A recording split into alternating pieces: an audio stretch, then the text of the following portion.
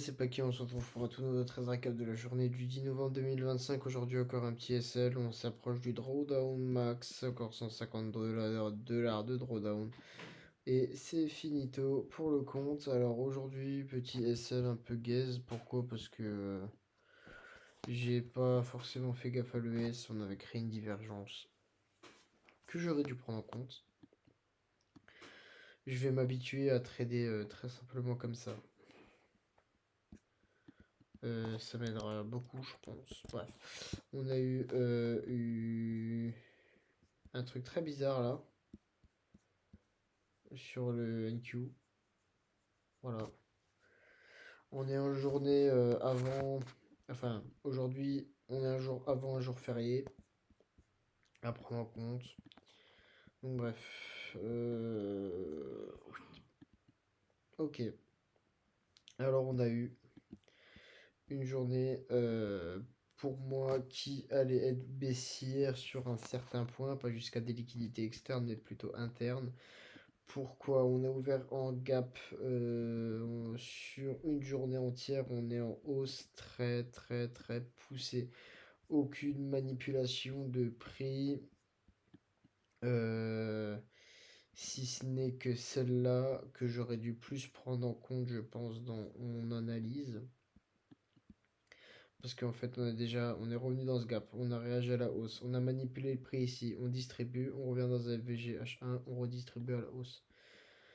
Donc voilà, pour l'instant, il n'y avait rien de sorcier, on était vachement haussier, mais j'ai cherché à prendre un setup baissier. Pourquoi? Parce que si on allait voir en 15M, ça nous donnait des équales juste ici, plus de la low resistance liquidity, plus encore des low volume à aller chercher dans ces zones. Donc pour moi, le setup était justifié. Plus model Turtle Soup ICT, même si voilà, on est venu liquider cette zone de high H1 et c'est là où je vous parle de la divergence par rapport à l'ES qu'on n'était pas venu modifier. Voilà, c'est le NQ. Bon, je sais pas, on va faire comme ça.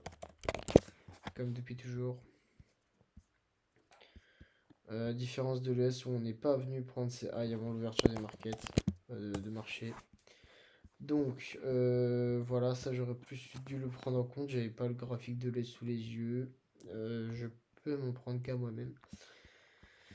Ensuite, on a pris cette zone, puis on vient réagir à la baisse juste ici. Donc, on voit qu'une fois qu'on est venu prendre ces équales juste ici, hop, tic, on vient commencer une réaction à la baisse. J'arrive un peu tard sur les marchés, mais je tombe sur la macro, je tombe bien. On a passé la macro, on commence des livres baissiers. Donc, je me dis, on va prendre un 1 pour 2. Hop, hop. Voilà, dans l'idée, ce que je cherchais à avoir au minimum. Et je vais laisser traîner à l'eau jusqu'à cette zone d'order block ici. Hop. Donc voilà ce que ça donnait pour le trade d'aujourd'hui. Avant l'ouverture des marchés, sauf que là, on a très mal réagi à l'ouverture. Enfin, avant l'ouverture, c'était... je savais pertinemment que j'allais faire un sell du coup. Vu la réaction qu'on avait ici, je m'attendais à une délivraison baissière plus poussée, mais... pour l'instant, on aurait peut-être une explication, c'est que vu la lenteur du prix d'aujourd'hui, ici on a manipulé. Donc là, il n'y a plus rien à dire. On a manipulé à H1, on est venu sweep, on est venu réagir à la hausse. Ici, on avait un prix très lent. Ce prix très lent crée des résistances. Voilà, comme certains peuvent le regarder. Et en fait, le truc, c'est que là, plus on tape sur la résistance, plus on va. Enfin, les personnes vont monter leur SL. Plus on va générer de la liquidité. En fait, la liquidité va se déplacer. Là, elle est passée d'ici, après elle est passée ici, après elle est passée ici, après elle est passée ici. Donc en fait, ce sweep-là, il fallait juste le voir comme un sweep de liquidité quelconque. Parce qu'en fait, il n'y a plus aucune raison d'aller sweep c'est low, on n'aura que de la low resistance parce que le plus gros des SL s'est déplacé vers cette zone. Donc, dans l'idée, on a une réaction à la hausse assurément justifiée. assurément justifié par rapport à cette manipulation plus cette low resistance liquidity où en fait le sel est monté. On est venu suivre juste ici, ça a suffi au prix à délivrer à la hausse comme on le voit juste ici. Hop. Comme on le voit juste ici. Là, on a créé un FVG de M. Hop. Après ce sweep, on est venu shift le market. On vient réagir dans le fair value gap. Ouverture de 9h30. Délivraison à la hausse. Donc voilà pour aujourd'hui. On est venu aller prendre des high H4 en gap. Juste ici, on a gap et on est venu prendre des high H4. Si j'ai pas de conneries, hein, j'ai pas envie de dire de bêtises, mais normalement, voilà, c'est ça. On est venu taper des high H4 juste ici en très puissant aujourd'hui. Très très très très très très très puissant. Donc en fait là le trade ça aurait été ça, sachant qu'on n'a plus aucune raison de revenir manipuler le prix. On a un début de hausse des prix qui est magnifique, plus ouverture de 9h30, on a toutes les confluences à aller chercher. On aurait dû hop, taper comme ça et aller chercher, même si on voulait, le gap H4. Parce que c'était justifié qu'on allait le prendre aujourd'hui 17R à aller chercher en précisément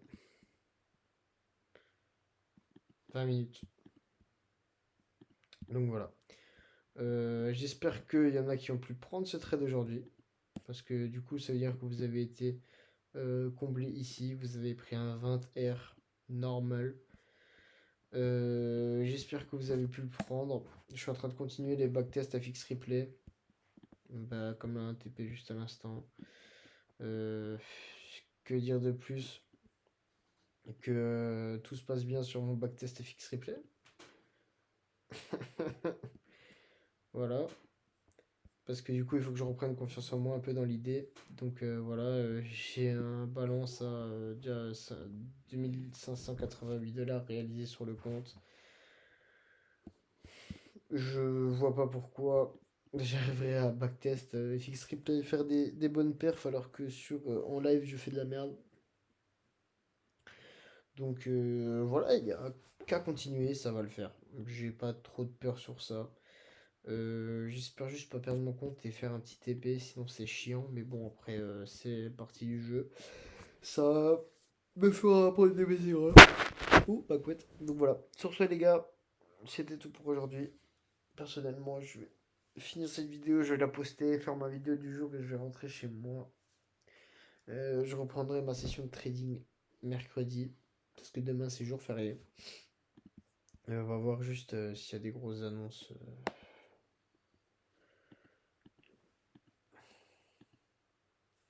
Bon, cool idée demain. Hop. Une belle journée. On a le CPI et le PPI cette semaine.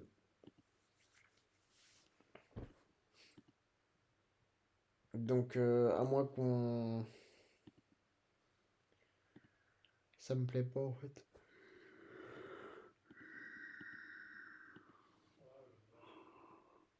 À partir du 16. Mais écoutez, je vais voir ce que ça donne. Pour l'instant, on va rester comme ça. Je vais peut-être reprendre un challenge top step. Comme ça, j'en commence direct à nouveau. On va voir. Comme ça, moi, je commence direct un nouveau challenge. Ça peut être pas mal pour la suite. Et du coup, je sais pas si. À voir comment le prix réagit demain, en fait. Parce qu'avec le CPI et le PPI, le 14 et le 15, ça veut dire qu'on est vendredi. Vendredi sans nouvelles. 17, 18. Le 18. Vendredi, c'est un 14. Hein, je suis perdu dans les jours là. Ça, c'est la journée de vendredi. On a le PPI vendredi. Samedi, dimanche, lundi. Je pense que la semaine prochaine sera le meilleur occasion pour continuer à trader et que je pense que cette semaine, je vais juste littéralement arrêter par rapport aux annonces économiques qui vont sortir. Je suis en train de réfléchir en même temps que vous là, mais je pense que ça va être totalement ça. Donc voilà. Donc bref les gars, sur ce, petit trade récap fini. J'espère que ça vous a plu. J'espère que vous avez réussi à avoir ce long. Il était pertinent, très pertinent même. Mais bref, voilà, je l'ai pas eu, je l'ai pas pris. J'ai eu un sel et c'est comme ça, et c'est la vie. Donc bref les gars, sur ce, je suis très fatigué, mais je vous fais des gros bisous. Portez-vous bien. J'espère que vous avez TP, que vous avez fait des payouts. Je vous dis à la prochaine pour le prochain trade récap. Bisous.